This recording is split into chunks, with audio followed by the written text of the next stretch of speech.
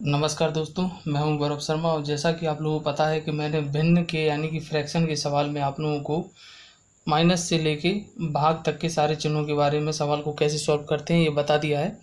अब मैं उसके बाद जो है वो जो बॉड मास का नियम है उसके आधार पर जो अगला सवाल होगा उसको मैं बता देता हूँ। पहले बॉड मास का नियम जो था मैं उसको एक बार फिर से दोहरा रहा हूँ, देख लीजिए ज़रा। बॉड मास, इसमें सबसे पहले क्या आता है, देखिए हम लोग इस सब्सट्रैक्शन मतलब माइनस, ऐड मतलब प्लस, मल्टीप्लाई मतलब गुणा, डिवाइड मतलब भाग, और ओ मतलब ऑफ मतलब का, और बी मतलब ब्रैकेट। ठीक है, तो इसमें हम लोग भाग तक जो है वो सॉल्व कर चुके थे। अब अगला सवाल जो भी होगा वो ओ से संबंधित होगा, यानी कि ऑफ से संबंधित होगा। तो आइए लेवल नंबर जो 6 में आज हम लोग देखेंगे कि ऑफ का प्रयोग कैसे करते हैं सवाल में और उसको सॉल्व कैसे करते हैं। आइए, तो सवाल हमने यूँ लिखा कि 1/2 का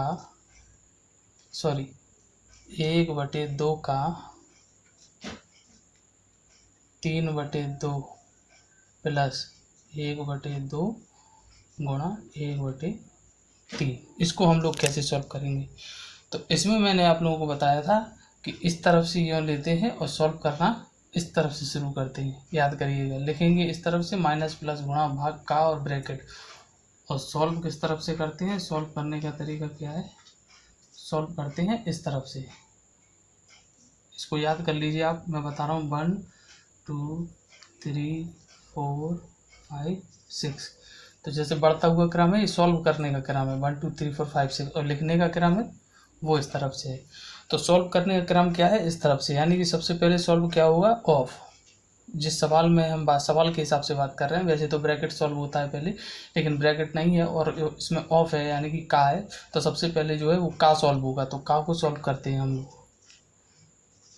तो का को हम सॉल्व कर रहे हैं, एस फॉर सॉल्व। ठीक है, एस मैंने जो लिखा है वो सॉल्व कर का। जब भी हम का को हटाते हैं तो का की जगह पे जो है वो गुणा का निशान आ जाता है। इस बात को आप लोग समझ लीजिए, यही इसको सॉल्व करने का मेन पॉइंट है। जिसको नहीं पता रहता है वो इसमें थोड़ा सा परेशान हो जाता है, बाकी जिनको पता है वो बहुत आसानी से इसको सॉल्व कर लेते हैं। जब का निशान हटता है तो गुणा का निशान आ जाता है। अब बस इसमें आपस में गुणा कर दीजिए, 3 एकम 3 और 2 दूनी 4, प्लस इन दोनों का भी गुणा, 1 एकम 1 और 3 दूनी 6, 4 और 6 का एलसीएम, 4 और 6 एलसीएम, 2 दूनी 4, 2 दिए 6, फिर एक बार 2 बार 2 एकम, और ये 3 आ जाएगा ऐसे, फिर एक बार 3 से 1 1, इन सब का गुणा 2 गुणा 2 गुणा 3, कितना हो गया, 2 दूनी 4, 3 4, 4 3 12। तो एलसीएम कितना आया, एलसीएम आ गया हमारा 12। और जैसा कि पिछले सवालों में हम सॉल्व कर ही चुके हैं कि इस तरफ का भाग दिया, 6 दूनी 12, 2 बार गया, 2 का ऊपर वाली संख्या में गुणा, 2 एकम 2, प्लस सेम कंडीशन, 4 3 12, 3 3 9, ऊपर की संख्या कितनी आ गई, 9 और 2 11, नीचे की 12, 11/12, ये आंसर होगा। इस तरीके से का जो चिन्ह है इसको हम सॉल्व करते हैं। का जो चिन्ह है उसको इस तरीके से सॉल्व करते हैं, उसको हटा के गुणा का निशान लगा दिया जाता है और उसको सॉल्व कर दिया जाता है, यही मेन पॉइंट है। तो आज 6वें लेवल में हमने क्या सीखा, का यानी कि बॉड मास का ये कौन सा नंबर है, 1 2 3 4 5, 5वें नंबर का जो चिन्ह है ये हमने सॉल्व कर लिया। अब आखिरी जो पॉइंट बचा है वो ब्रैकेट वाला है। तो कल यानी कि अगले वीडियो में मैं लेवल नंबर 7 में जाऊंगा और उसमें जो ब्रैकेट वाला होगा उस सवाल को सॉल्व करके दिखाऊंगा, जिससे आपका पूरा बॉड मास का नियम कंप्लीट हो जाएगा। फिर कहीं भी जोड़ घटाना, माइनस, भाग या का या ब्रैकेट से संबंधित कोई भी सवाल होंगे तो आपको इसी नियम के आधार पर सॉल्व करने हैं। किसी भी सवाल में सबसे पहले ब्रैकेट सॉल्व करना, फिर का, फिर भाग, फिर गुणा, फिर प्लस, फिर माइनस।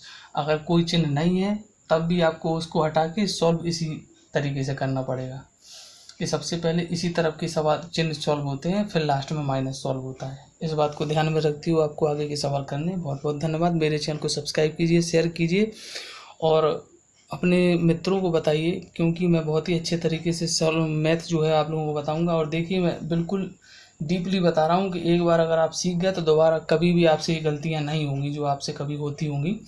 इतना डीपली मैं आप लोगों को सिखा दूंगा कि दोबारा मैथ में आपसे कभी गलती नहीं होगी। इसलिए मेरे चैनल को सब्सक्राइब करें, शेयर करें और आगे बढ़ाएं, क्योंकि मैं इन्हीं छोटी छोटी चीज़ों में इतना सब कुछ सिखा दूंगा जिसके बाद आपसे कठिन से कठिन सवाल भी आप सॉल्व कर सकेंगे। बहुत बहुत धन्यवाद। Thank you.